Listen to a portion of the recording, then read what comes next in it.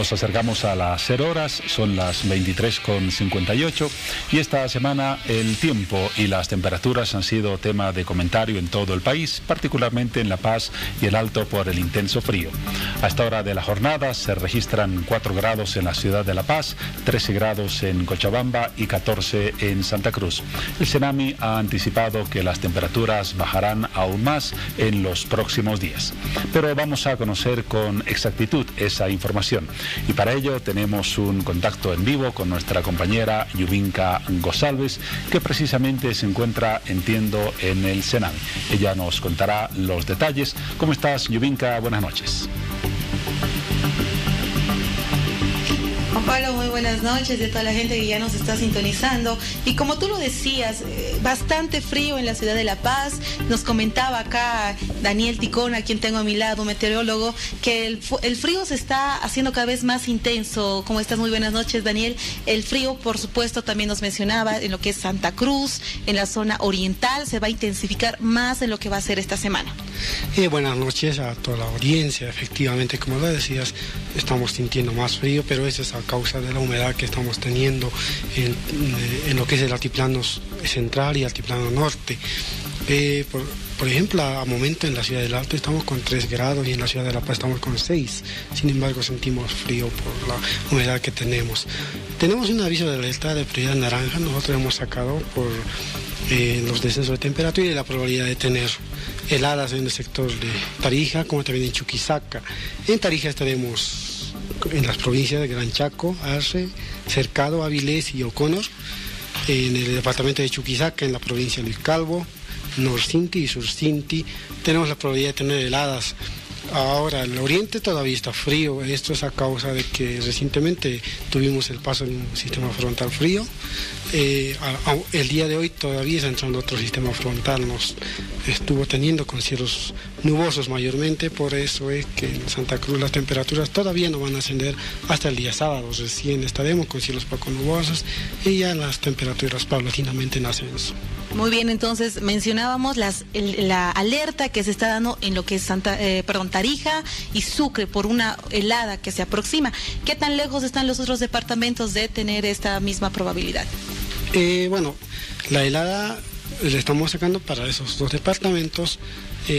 Más al norte, por los valles de Cochabamba, no tenemos mucha probabilidad. Más probabilidad tenemos para Chuquisaca y Tarija. Muy bien, algo que le interesa también a la gente es cómo va a ser esta semana, ¿no?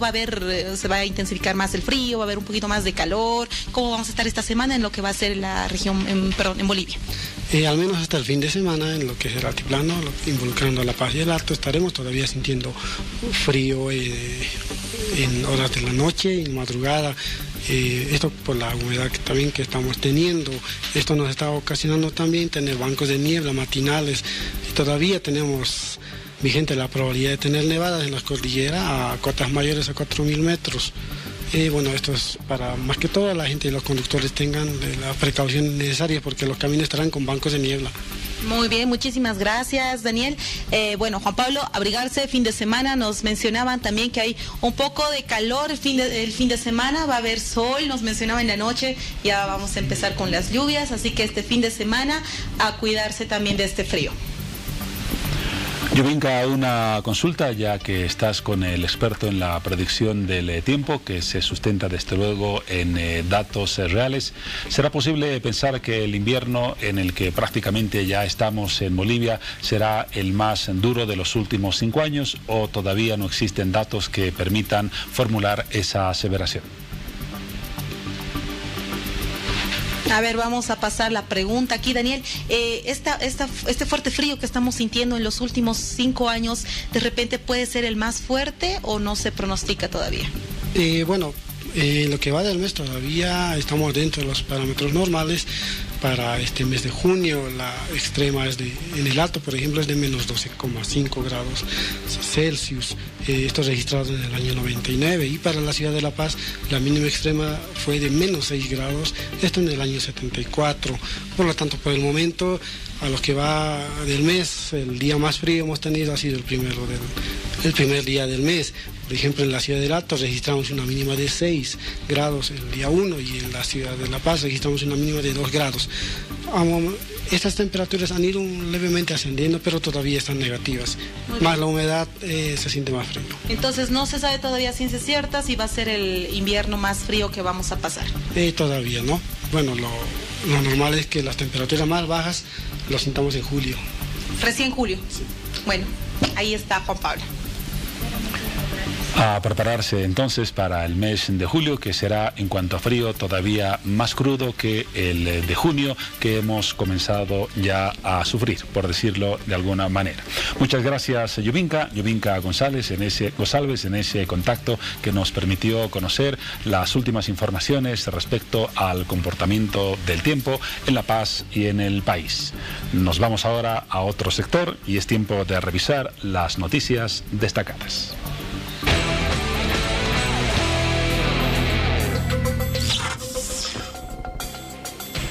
Wilstermann de Cochabamba se coronó la noche de este miércoles como el nuevo campeón del torneo Apertura de la Liga Profesional del Fútbol Boliviano, al vencer en los tiros penales a The Strongest de La Paz, después de que en los 90 minutos ambos equipos empataran 2-2. El Estadio Patria de la ciudad de Sucre fue el escenario para que el equipo aviador consiga la 7ª copa en su trayectoria en la Liga Profesional del Fútbol Boliviano. Por otra parte, poco después de concluida la Asamblea General Docente Estudiantil de la Universidad Pública del Alto, el rector Ricardo Nogales envió este miércoles una misiva al vicepresidente Álvaro García para solicitar un diálogo con los presidentes de las cámaras de la Asamblea Legislativa Plurinacional, en presencia del presidente Evo Morales, para tratar la demanda presupuestaria y así solucionar el problema de la coparticipación tributaria. Y para finalizar, el alcalde de Cochabamba, José María Leyes, fue remitido a celdas judiciales de la Estación Policial Integral, luego de su declaración ante la Fiscalía por el caso Mochilas. La defensa denunció que a último momento se habría determinado trasladarlo a celdas policiales, pese a que se les informó que permanecería en su domicilio.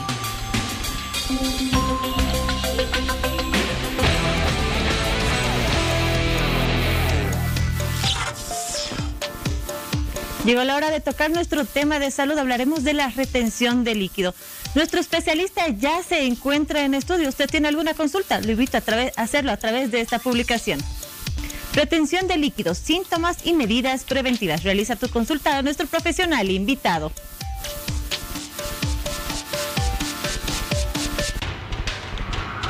Bueno, y el tema principal de esa noche, retención de líquidos, síntomas, medidas preventivas. Hora 23 salió a las calles para preguntar a la población qué conocimiento tienen acerca de la acumulación de líquido en el cuerpo. Estas son las respuestas.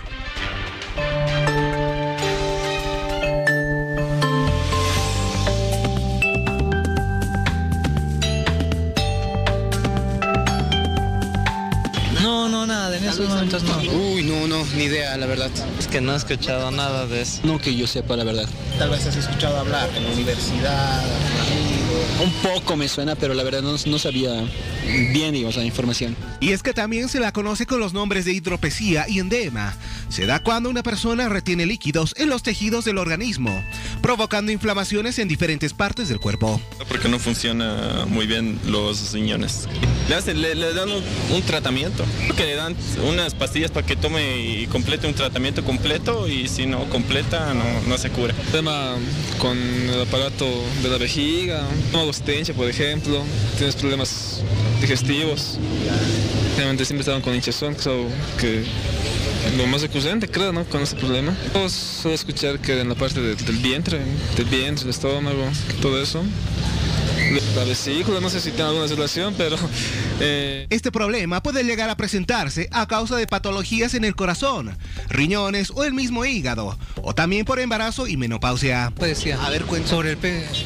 Mira que ella es un poquito gordita, entonces ella es obesante.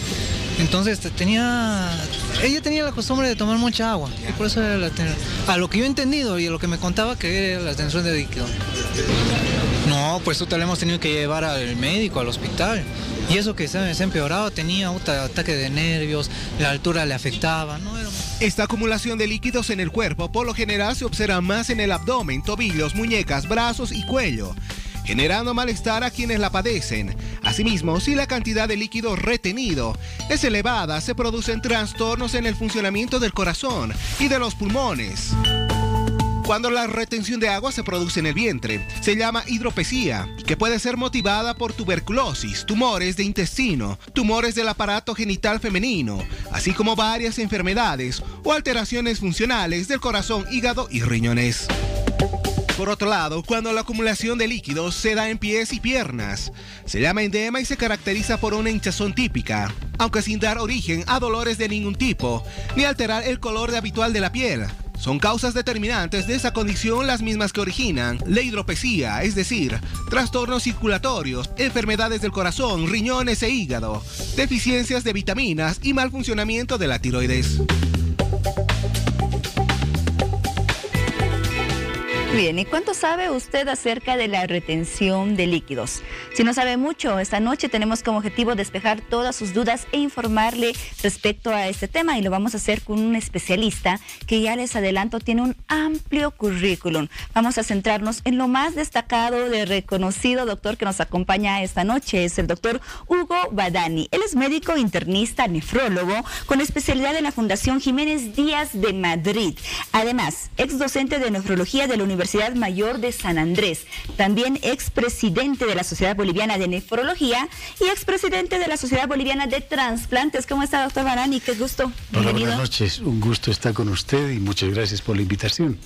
Bueno, para nosotros es el gusto de que nos acompañe en el programa, porque como se habrá dado cuenta, con la producción de inicio hay muchas personas que no tienen conocimiento o tienen muchas dudas acerca de esta condición, la retención de líquidos. Nos suena como que a la acumulación de líquido en el cuerpo. Exactamente en qué consiste la retención de líquidos, de qué tipo de líquidos estamos hablando y en qué lugares del cuerpo se puede acumular. Bueno, la explicación que he escuchado ha sido genial, porque lo ha resumido de una manera, pero como un experto, ¿no? Y realmente, para hablar de líquidos hay que saber cuánto líquido hay en el cuerpo. Los niños tienen más, los adultos tienen menos, y las personas de mayor edad, de la tercera edad, pues tienen menos, ¿no? En un resumen corto podemos decir entre un 55 y un 60% del peso corporal es agua. Entonces, ¿cómo es que se mantiene dentro de su lugar esta cantidad de agua? Pues decirle que los riñones son un órgano par que fundamentalmente se dedica al manejo no solamente de agua, de sal, sino del equilibrio que tiene que haber en el cuerpo de muchas sustancias como ácidos, bases, pero diríamos que es un filtro muy fino que se ocupa del manejo exquisito de agua y de sal, de tal manera que todo lo que falta el organismo lo retiene y todo lo que está en exceso el organismo lo elimina. ¿Qué sabio es el organismo? Exactamente, por decirle, uno recibe más o menos 2 litros de líquidos por vía oral. Produce más o menos unos 300 para tener números redondos. Y a lo largo del día va eliminando por orina, por piel, por la respiración, por orina y por deposiciones, más o menos ese tanto, y durante el día tenemos un equilibrio prácticamente que llega a cero. Si recibe 2.300 mililitros, o sea 2.3 litros por vía oral y por producción endógena, elimina ese tanto también. O sea que el organismo es tan bueno, tan sabio, y los riñones se ocupan de esto de tal manera que al finalizar el día, pues el equilibrio es cero prácticamente de lo que, en relación de lo que ha recibido y lo que ha eliminado. O sea, es un perfecto equilibrio. ¿Y ese equilibrio por qué podría llegar a ser distinto? Ese funcionamiento, ¿por qué podría desequilibrarse, por así decirlo? ¿Cuáles son las causas que generan retención de líquidos? Retención de líquido puede haber en forma local, un edema local, una hinchazón de una pierna, o puede ser como causa de una enfermedad sistémica desencadenada por un órgano enfermo, como decían bien, riñón, corazón, hígado, desnutrición, que entran los niños. Ha debido ver niños en lugares donde el consumo de proteínas y donde la desnutrición es tan severa y tan grave que los líquidos se van a como decían también, a líquidos a lugares donde se nota mucho, el abdomen, niños desnutridos, que en el país no he visto ni he leído que se produzcan. Hay desnutrición en el país, pero no al extremo que se ve en otros lugares, ¿no? Muy bien. Y la retención de líquidos, como usted nombraba, puede ser a causa de alguna enfermedad sistémica relacionada con el corazón, con el riñón, con el hígado, o puede ser también a causa de, por ejemplo, algún cambio de altura, cambio de clima. Sí, el cambio de altura, y esto es interesante porque los líquidos se mantienen en su lugar por un efecto de presiones hidrostáticas y presiones oncóticas. Es decir, la fuerza que mantiene el equilibrio fundamentalmente está por las proteínas que hay en sangre, ¿no? Hay una fórmula muy compleja, pero a la vez se puede explicar. Si las proteínas están en valores normales, el líquido se mantiene dentro de su lugar, o sea, dentro de los vasos sanguíneos, ¿no? Pero cuando esa alteración hidrostática, cambio de altura, se modifica, entonces hay un cambio para compensar y se vasodilatan especialmente las venas. Por eso es que ese líquido, al vasodilatar las venas, pasa a un lugar que no es el habitual. Por cambio de presiones hidrostáticas, pasa el líquido a las piernas, a los pies, cuando uno hace un viaje largo, cuando uno cambia de una altura como la nuestra a un nivel del mar. Eso habitualmente va acompañado de un cambio de temperatura también. Entonces los líquidos pasan a un tercer espacio que es el anormal, digamos, ¿no? ¿Ese tipo de retención de líquidos por cambio de altura, por cambio de clima, es peligroso? Suele ser muy limitado.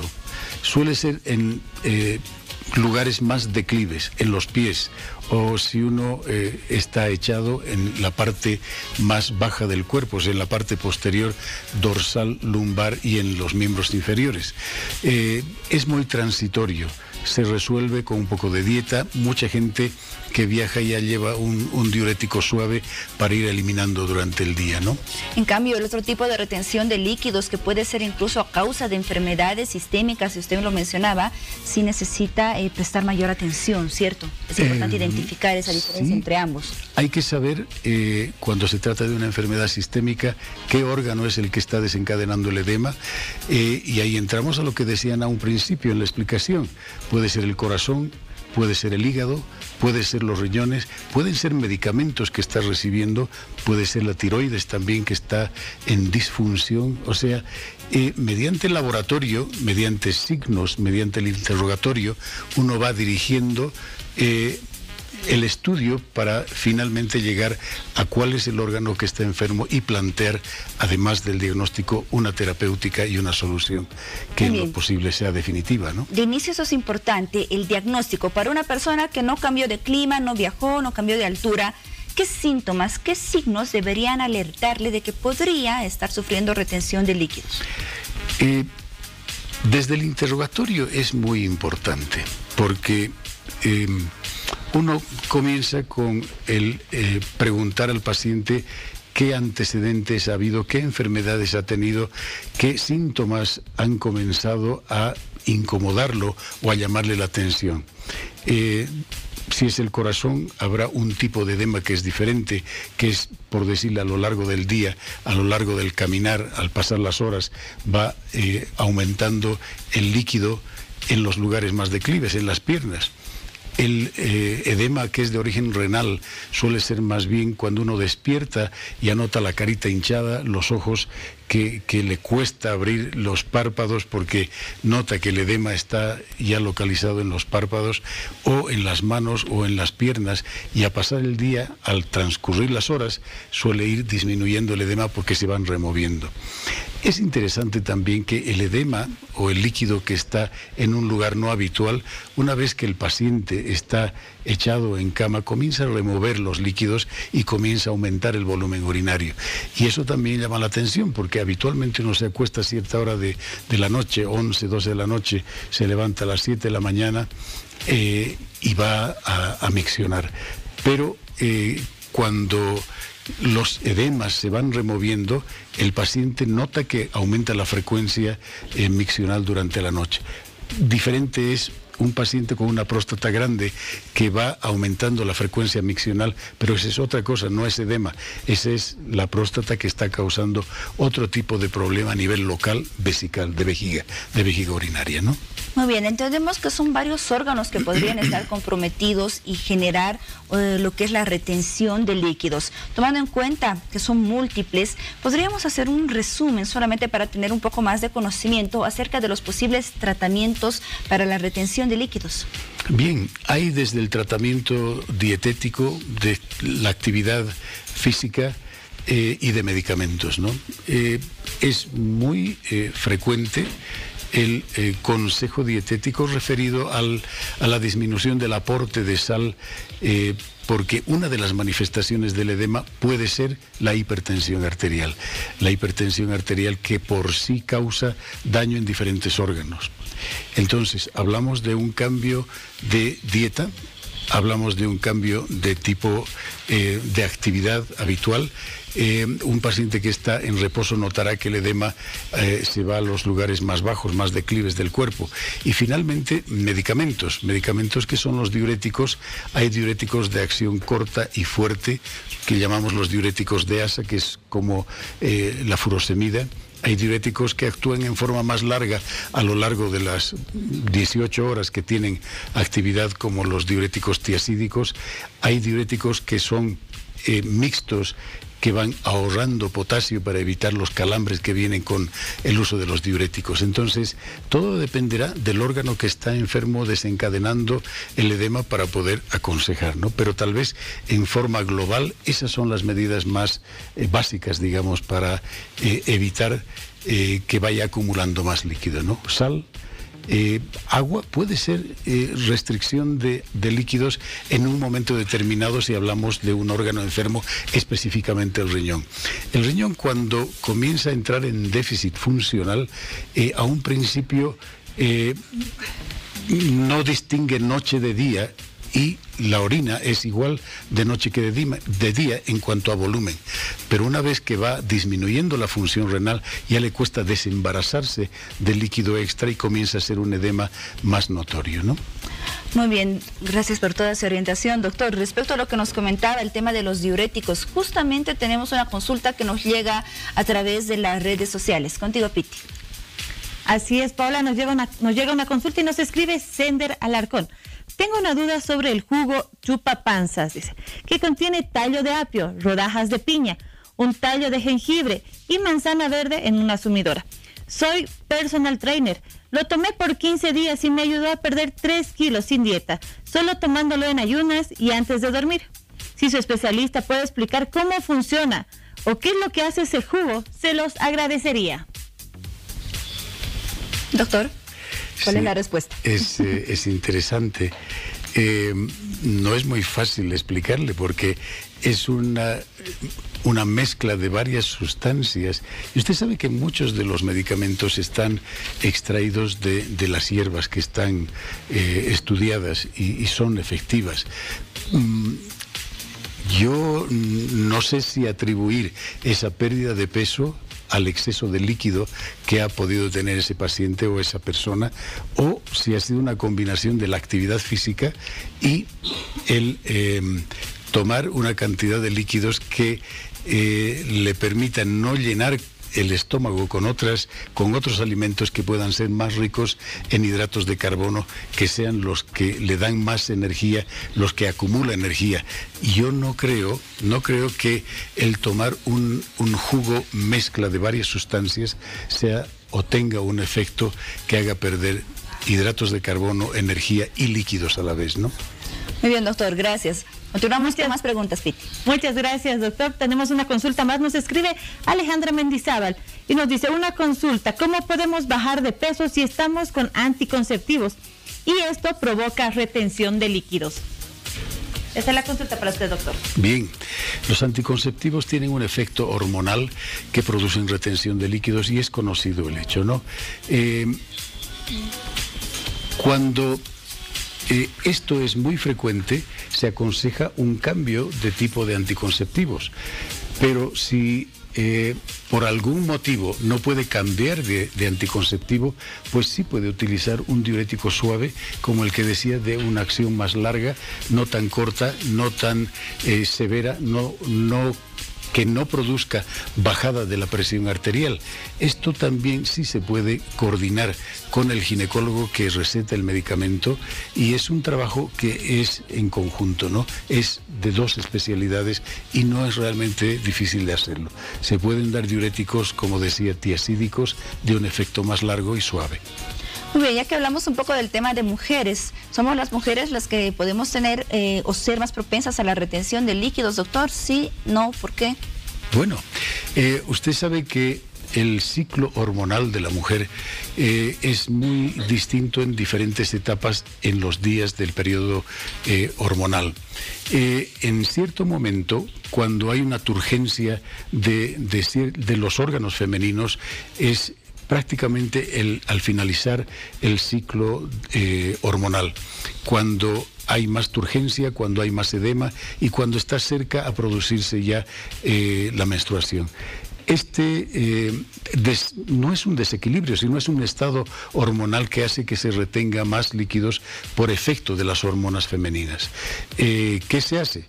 Pues también se puede utilizar, es que esto es un poco diverso, edema, dolor de cabeza, malestar, dolor abdominal, es un conjunto de síntomas que presenta la mujer en esta etapa hormonal. Se pueden dar desde analgésicos, desde antiinflamatorios para las cefaleas, y también se pueden dar diuréticos, dependiendo del momento en que peor se siente la paciente, ¿no? Después de tratar la retención de líquidos, de solucionar esta condición, ¿podría reaparecer? ¿Es frecuente? Pues si hablamos de un ciclo menstrual, pues probablemente sea en cada etapa del ciclo menstrual que presenta estos síntomas. Entonces sí se reproduce. No es patológico, pero sí es molesto. Es parte de un estado hormonal femenino, ¿no? ¿Se puede prevenir esta condición? Es un estado hormonal fisiológico que es parte del dolor de cabeza, del malestar, del dolor abdominal, el estado hormonal. Pero no hablando en el caso de las mujeres, sino de manera general, ¿se puede prevenir lo que es la retención de líquidos? Bueno, ya no hablamos de las mujeres con retención de líquidos, sino en forma general. Así es, entramos niños, ancianos, hombres, mujeres. Hay una parte también del estado hormonal cuando la mujer no está en este ciclo menstrual que hablamos, sino cuando ya ha disminuido el estado hormonal y está en una etapa premenopáusica o menopáusica. Es un estado hormonal distinto. Pero si hablamos de niños y varones con edema, no es frecuente, no es hormonal, y hay que buscar un estado de enfermedad que sea manifestado por uno de los órganos que está enfermo, ¿no? Riñón, hígado, corazón, tiroides, desnutrición, alteraciones en las proteínas, o inclusive el estado linfático de uno de los miembros. Una alteración en el retorno linfático puede hacer o puede producir un edema localizado, no general. Puede ser en una pierna, puede ser en un miembro inferior completo, puede ser en un brazo.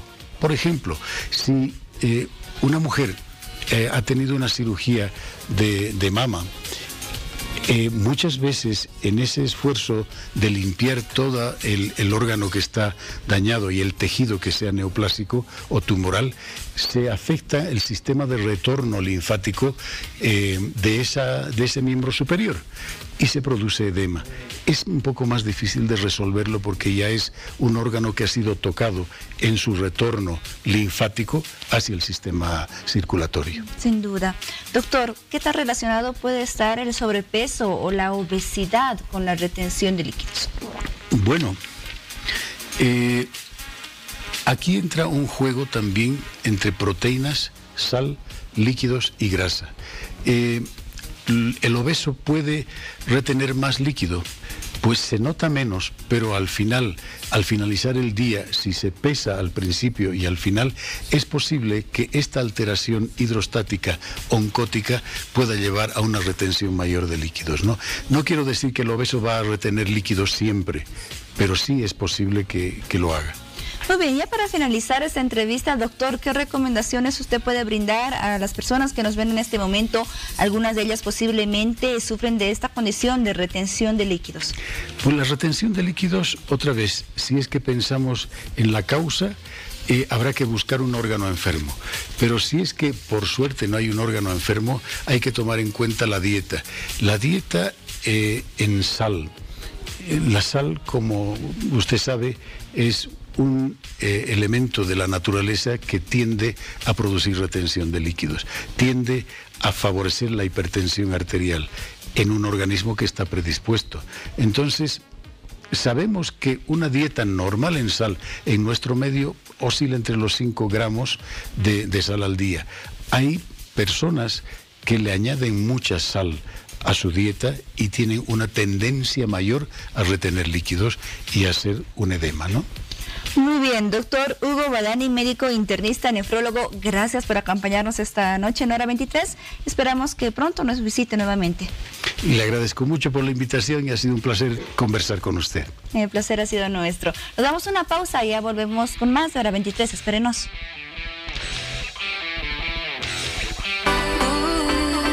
Paquetes de novios, novias y quinceañeras. Cortes en 2x1 con descuentos del 30 y 40%.